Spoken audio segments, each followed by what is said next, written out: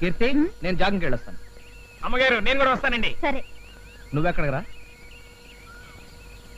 కొట్టేనంటే గులాబ్ జామ్ అయిపోద్ది నాకు. ఆ చూపేంట్రా నువ్వెక్కడికి? మార్నింగ్ వాకింగ్ అండి. పెళ్లికి వెళ్తూ పిల్లిని చక్కర పెట్టుకెళ్ళినట్టుగా వాకింగ్ వెళ్తూ మళ్ళీ నువ్వు ఒకడవా నాయనకాల? ఇప్పుడు మీరు వెళుతున్నది పెళ్లికేం కాదుగా. అంటే నువ్వే నా వెనకాల విని డిటెక్షన్ ఏర్పాటు చేసావా? డిటెక్షన్ అనే ఎందుకు అనుకోవాలి?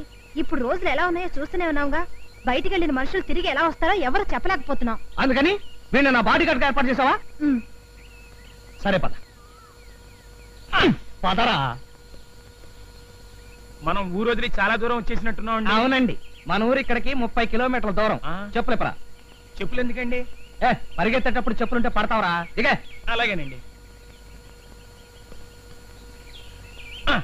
జేబులో డబ్బులు ఏమైనా ఉన్నాయా? 5 రూపాయలు ఉన్నాయండి. అబ్బా ఇటు. ఎందుకండి? నోటు పరిగెట్టేటప్పుడు కింద పడిపోతారా? ఇటు. నోటే కదండి, ఏం పర్లేదండి. కొట్టేనంటే గులాబ్ జామ్ అయిపోద్ది. ఇవే పరిగెట్ట. పరిగెత్తరా. పరిగెడుతున్నా కదండి. పరిగెట. జాగింగ్ అంటే ఏమనుకున్నావు? పరిగెట.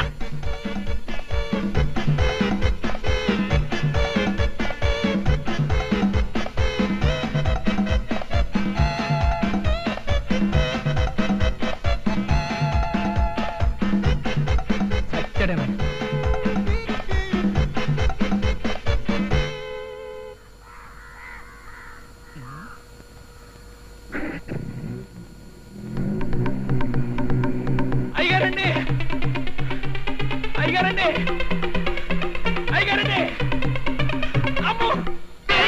అసలేవాడు అమాయకుడు, పైగా తల్లి తండ్రి లేని అనాథ. అనాథ అయితే అప్పటికి నేనేదో వాడిని మర్డర్ చేసి సముద్రంలో బారేసినట్టుగా ఏంటో సనుగుడు.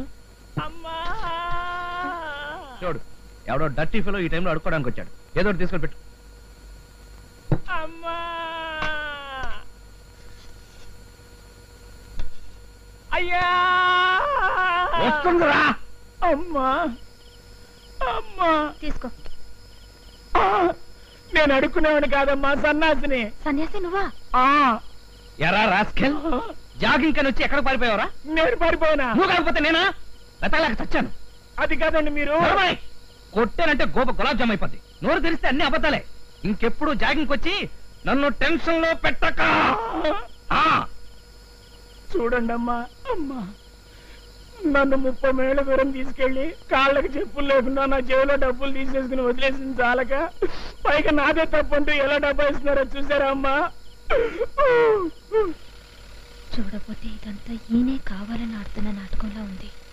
పట్టు పట్టు చెయ్యేబట్టు చిన్నదాని చెంగేబట్టు నన్ను నిలుగాచి పెట్టు ఓ పుల్లోడా. కట్టు కట్టు చీరే కట్టు ఉంటే చూపు దూరేటట్టు నోరు కాస్త ఊరేటట్టు ఓ బుల్లమ్మ.